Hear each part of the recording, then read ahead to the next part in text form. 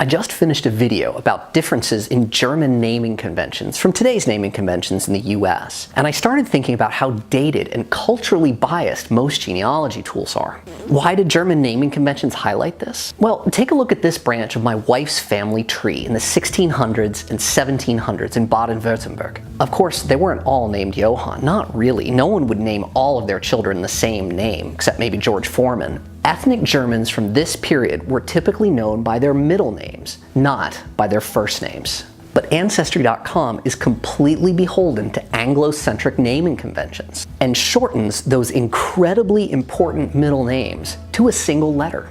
Ancestry also places a greater weight on that first name in searches, so I have to manually delete Johann to get meaningful results. Another group of white Western Europeans has another variation on the Anglo-centric naming convention. Those of Spanish descent may have two surnames. The father's first surname typically precedes the mother's first surname, but modern sources again tend to be Anglo-centric, and the first surname is the only one recorded.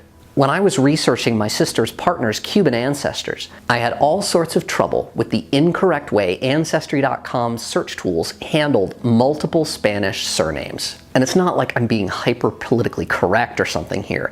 I'm talking about different practices of three different groups of white Western Europeans. But all the genealogy tools out there only support a single cultural norm.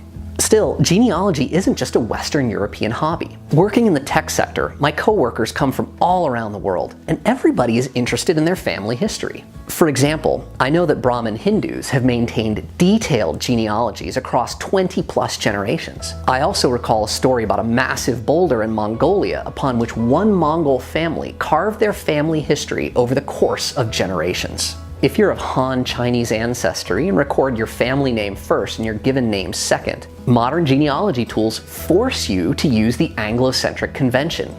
Or perhaps you're of Egyptian Muslim ancestry, and prior to name standardization about a century ago, when people were required to use their paternal grandfather's given name as a surname, your ancestors were typically known by your father's name and possibly a tribal name. I might have been known as Michael bin Yusuf or Michael Benny O'Neill, and I'm quite sure Ancestry.com's search tool would return every single match to the words Ibn, meaning son, and Beni, meaning tribe. The thing is, these aren't hard things to build into code. Again, I work in the tech sector, and I can see in my mind how to abstract multiple naming conventions from the storage layer. That would allow people to simply specify which name is more important, the first name or the middle name. In what order should the surname and the given name be placed? But I don't think any genealogy tools company has bothered to do the work. Not because it's hard, but because it would be different. I hope you enjoyed this 5-minute genealogy video. Please subscribe to my channel and give a thumbs up. If you've got any feedback or suggestions, please leave them in the comments.